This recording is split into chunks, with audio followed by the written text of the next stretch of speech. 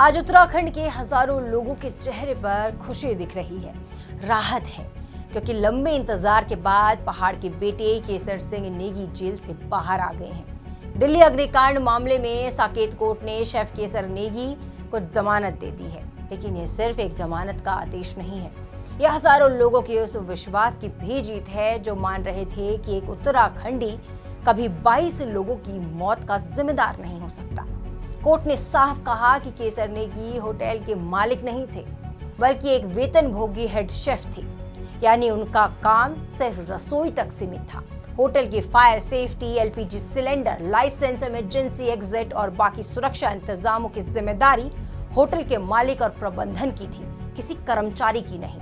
अदालत में यह भी माना गया है कि आग लगने की असली वजह का अभी तक वैज्ञानिक रूप से पता नहीं चल पाया है, क्योंकि एफएसएल की अंतिम रिपोर्ट आना अभी बाकी है।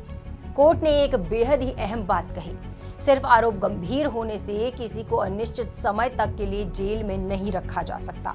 कानून कहता है कि जमानत नियम है, जेल अपवाद। और सबसे जरूरी बात, अदालत ने यह भी स्पष्ट किया है कि यह फैसला किसी को दोष मुक्त घोषित नहीं करता।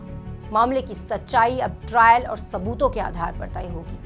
आपको याद होगा 3 जून को दिल्ली के मालवीय नगर स्थित फ्लोरिस स्टे होटल में भीषण आग लगी थी, जिसमें 22 लोगों की दर्दनाक मौत हो गई थी। इस मामले में होटल मालिक लवकेश बजाज के साथ उत्तराखंड के हेड शेफ केसर सिंह नेगी को भी गिरफ्तार किया गया था।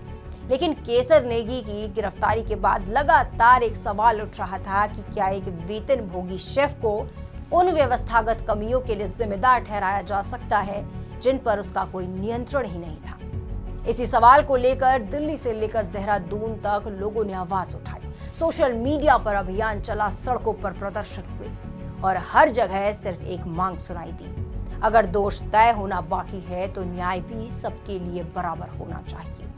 वो कहते हैं ना, भगवान के घर देर है, अंधेर नहीं। सच थक जरूर सकता है, लेकिन कभी हार नहीं सकता। केसर नेगी को मिली जमानत को लोग उसी संघर्ष की पहली जीत मान रहे हैं। यह किसी हादसे का जश्न नहीं है, क्योंकि 22 परिवारों का दर्द कभी कम नहीं हो सकता। लेकिन ये उस उम्मीद की जीत जरूर है कि किसी भी इंसान का फैसला सबूतों के आधार पर होना चाहिए, सिर्फ परिस्थितियों के आधार पर नहीं।